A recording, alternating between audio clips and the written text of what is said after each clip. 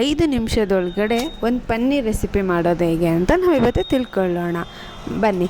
ಮೊದಲನೇದಾಗಿ ಸಾಸಿವೆ, ಜೀರಿಗೆ, ಶುಂಠಿ ಬೆಳ್ಳುಳ್ಳಿ ಪೇಸ್ಟ್, ಕರಿಬೇವು, ಮೆಣಸಿನ ಪೌಡರು, ಗರಂ ಮಸಾಲ ಮತ್ತು ಅರಿಶಿನ, ಅದರ ಜೊತೆಗೆ ಸ್ವಲ್ಪ ರುಚಿಗೆ ತಕ್ಕಷ್ಟು ಉಪ್ಪು ಬೇಕು. ಅದಾದಮೇಲೆ ಒಂದು ಪನ್ನೀರ್ ತೊಗೊಂಡು ಅದನ್ನು ತೊಳೆದು ಅದಾಗಿ ಆದಮೇಲೆ ನಮ್ಗೆ ಯಾವ ಆಕಾರಕ್ಕೆ ಬೇಕೋ ಆ ಆಕಾರಕ್ಕೆ ನಾವು ಕಟ್ ಮಾಡಿ ಇಟ್ಕೊಳ್ಬೇಕು. ದಪ್ಪಕ್ಕೆ ಬೇಕೆಂದ್ರೆ ದಪ್ಪಕ್ಕೆ ಕಟ್ ಮಾಡ್ಕೊಳ್ಬೋದು, ಇಲ್ಲ ಚಿಕ್ಕಗೆ ಬೇಕು ಅಂದರೆ ಚಿಕ್ಕಗೆ ಕಟ್ ಮಾಡಿ ಸೈಡಲ್ಲಿ ಎತ್ತಿಟ್ಕೊಳ್ಬೇಕು.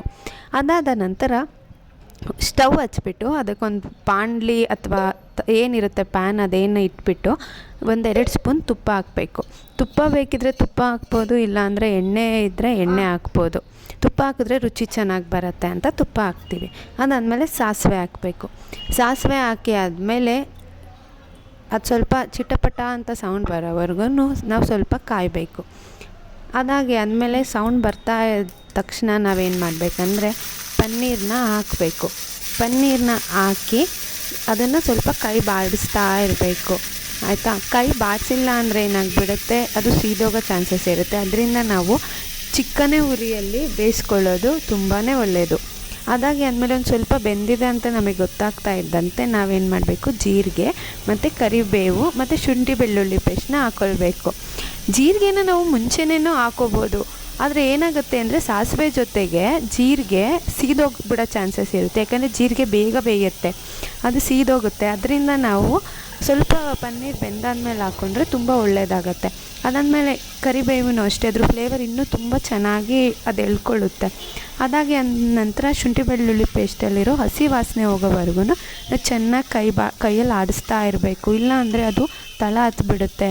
ಅದರಿಂದ ಚಿಕ್ಕನೇ ಉರಿಯಲ್ಲಿ ಅಥವಾ ಮೀಡಿಯಮಲ್ಲಿ ಮೀಡಿಯಮ್ ಉರಿಯಲ್ಲಿ ಮಾಡ್ಕೊಳ್ಳೋದು ಬೆಟರು. ಚೆನ್ನಾಗಿ ಕೈ ಆಡಿಸ್ತಾ ಇರಬೇಕು. ಯಾವಾಗ ಒಂದು ಸ್ವಲ್ಪ ಪನ್ನೀರ್ ಬೆಂದಿದೆ ಅಂತ ಗೊತ್ತಾಗುತ್ತೆ ಆವಾಗ ನಾವು ಅರಿಶಿನ, ಗರಂ ಮಸಾಲ, ಮೆಣಸಿನ ಪುಡಿ ಮತ್ತು ರುಚಿಗೆ ತಕ್ಕಷ್ಟು ಉಪ್ಪು ಇದೆಲ್ಲನೂ ಹಾಕ್ಬಿಡಬೇಕು.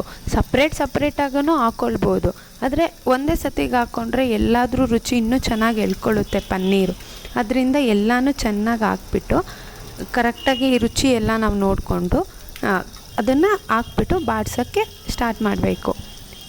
ಅದಾಗಿ ಆದಮೇಲೆ ಕೈ ಆಡಿಸ್ತಾನೇ ಇರಬೇಕು. ಇಲ್ಲೇನಾದರೂ ನಿಲ್ಲಿಸ್ಬಿಟ್ರೆ ಏನಾಗುತ್ತೆ ಅಂದರೆ ಅದು ಸೀದೋಗೋ ಚಾನ್ಸಸ್ ತುಂಬ ಇದೆ. ಯಾಕಂದರೆ ಪನ್ನೀರ್ ತುಂಬ ಸಾಫ್ಟ್ ಇರೋದ್ರಿಂದ ಬೇಯ್ತಾ ಅದು ಇನ್ನೂ ಸಾಫ್ಟ್ ಆಗಿಬಿಡತ್ತೆ. ಅದರಿಂದ ನಾವು ಎಷ್ಟು ಕೈ ಆಡಿಸ್ತೀವಿ ಅಷ್ಟು ಒಳ್ಳೆಯದು.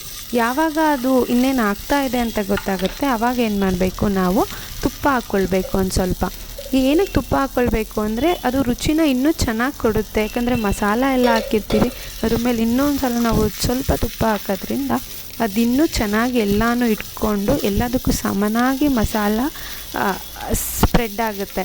ಅದಾಗಿ ಆದಮೇಲೆ ಒಂದು ಸ್ವಲ್ಪ ಹೊತ್ತು ಒಂದು ನಿಮಿಷ ಚೆನ್ನಾಗಿ ಸ್ವಲ್ಪ ಬಾಡಿಸಿ ಆದಮೇಲೆ ಅದನ್ನು ಎತ್ತಿ ಸೈಡಲ್ಲಿ ಇಟ್ಕೊಳ್ಬೇಕು. ಅದಾದಮೇಲೆ ಒಂದು ಬೌಲಿಗೋ ಅಥವಾ ತಟ್ಟೆಗೋ ಹಾಕ್ಕೊಂಡು ಅದನ್ನು ತಿನ್ನಬೇಕು. ಅದರಿಂದ ನೀವು ಎಲ್ಲರೂ ತಿಂದು ನೋಡಿ ರುಚಿ ಹೆಂಗಿದೆ ಅಂತ ನಮಗೆ ಕಮೆಂಟ್ ಸೆಕ್ಷನಲ್ಲಿ ಹೇಳಿ. Thank you.